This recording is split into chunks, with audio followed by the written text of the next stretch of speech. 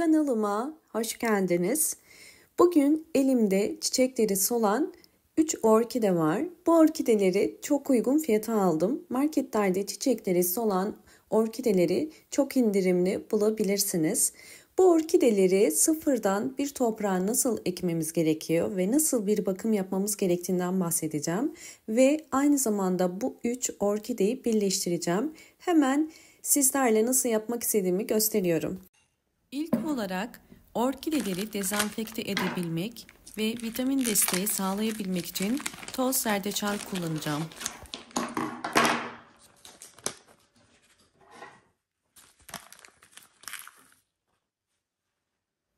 Toz zerdeçal özellikle hastalıklı orkide köklerini onarır. Bir silme çay kaşığı kadar kullanıyorum. Bir bardağın içerisine koyuyorum ve üzerine 200 mililitre kaynar su ekleyeceğim.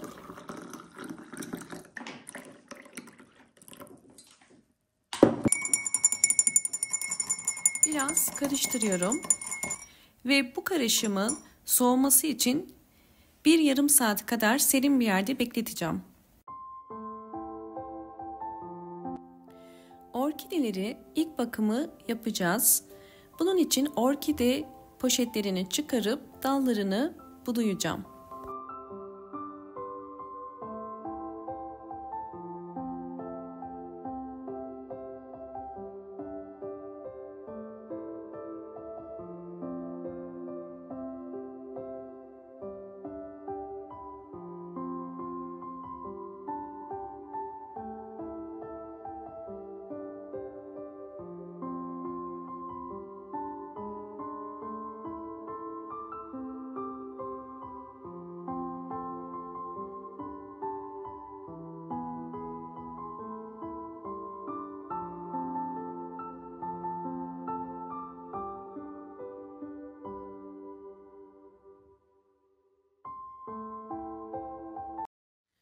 Bu şekilde çiçekleri dökülen orkide dallarını kesiyorum. Dallar tamamen sarardığı için en dipten orkide dalını kesiyoruz. Gördüğünüz üzere bu orkidelerin üst topraklarının üzeri biraz küflü. Bunun nedeni çok fazla su verilmesinden kaynaklanıyor. Bu yüzden orkidelere kesinlikle çok fazla su vermeyin ve günlerce suyun içerisine bekletmeyin. Ve kökleri sağlıklı.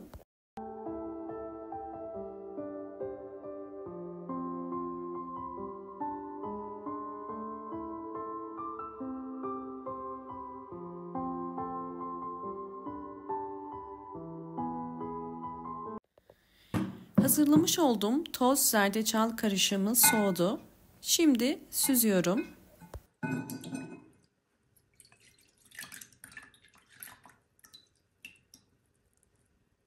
Süzerken en alttaki tortusunu koymuyoruz. Dikkatlice süzmeniz gerekiyor. Çünkü bunlar orkide köklerine yapışabilir. Bakın bunu tekrar üzerine su koyarak orkidelerinizde gübre olarak kullanabilirsiniz. 200 mililitre zerdeçallı suyun üzerine su koyacağım. Bunu 1 litreye tamamlayacağım. Yani 800 mililitre su koyuyorum.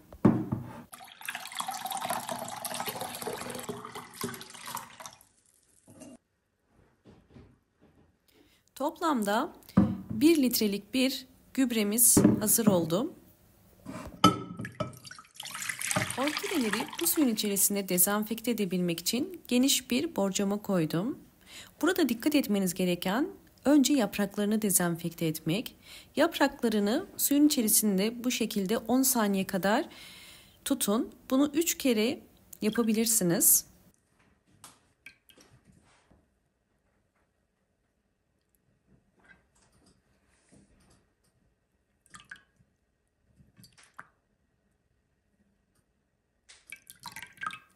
Evet, daha sonra direkt orkidenin kökleriyle beraber toprağını bu suyun içerisine koyuyorum. Ve orkidenin köklerinin tümünün bu karışımı iyice emebilmesi için biraz çeviriyorum. Bu karışımın içerisinde 30 dakika bekleteceğim. Böylelikle orkide köklerinde hastalık ya da böcek varsa bu su onu engelleyecektir. Aynı zamanda orkide köklerini dezenfekte etmiş olacağız.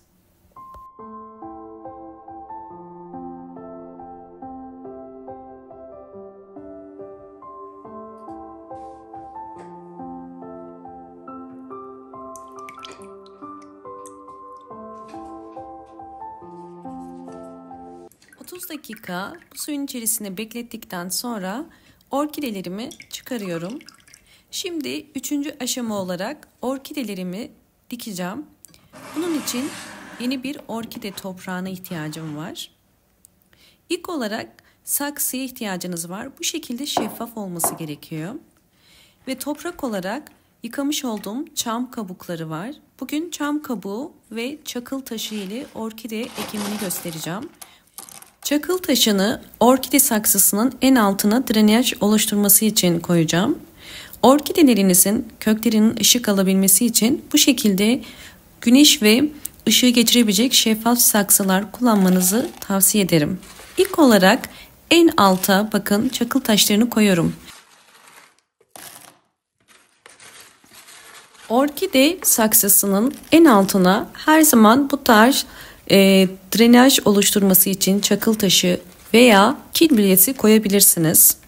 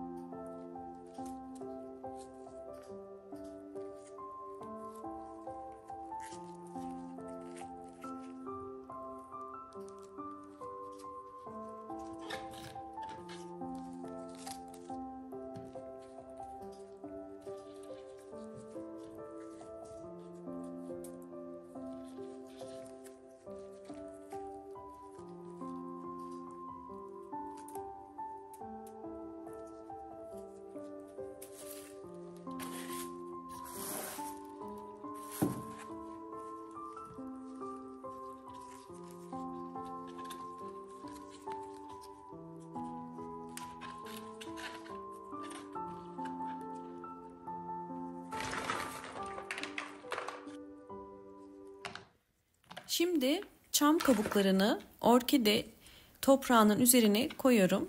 Orkidenin tüm kökleri bu toprağın içerisinde kalacak şekilde çam kabuğunu eşit miktarda tüm orkide saksısının içerisine dökeceğim. Burada dikkat etmeniz gereken gövde kısmının çok fazla toprağın içerisinde kalmaması gerekiyor.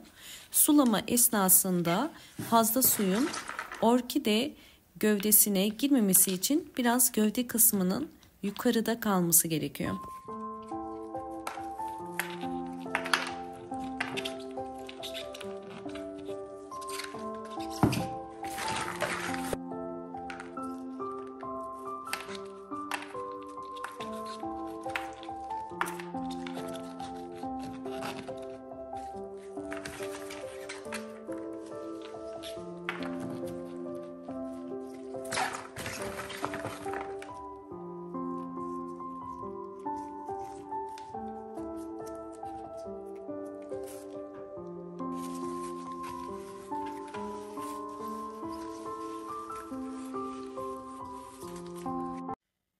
Orkidemi toprağına ektim ve kökler bakın kenara gelecek şekilde ayarlamaya çalıştım. Böylelikle su ihtiyacını da köklere göre ayarlayabiliriz.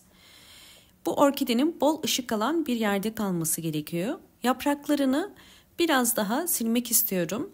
Bunun için dezenfekte etmek için limon suyu kullanacağım.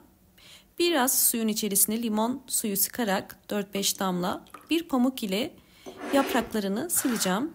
Böylelikle yaprakları tamamen temizlenmiş olacak.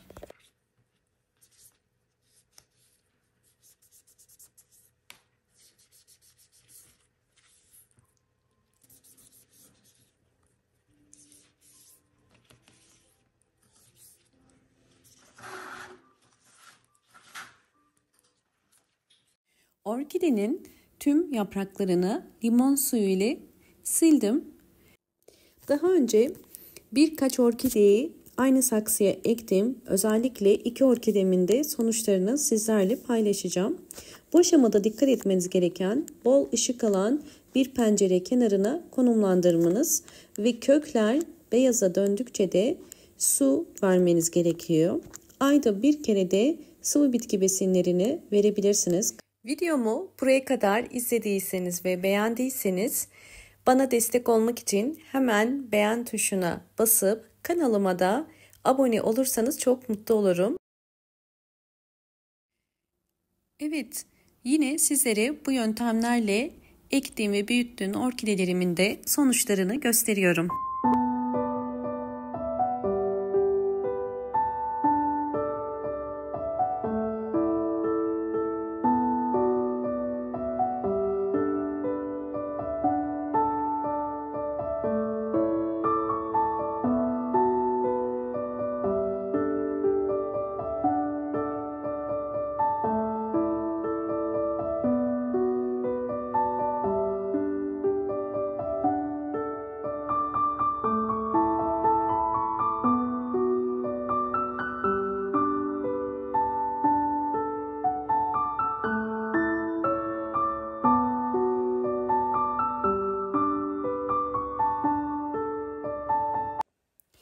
Orkidemin 3 ay sonraki son halini sizlerle paylaşıyorum.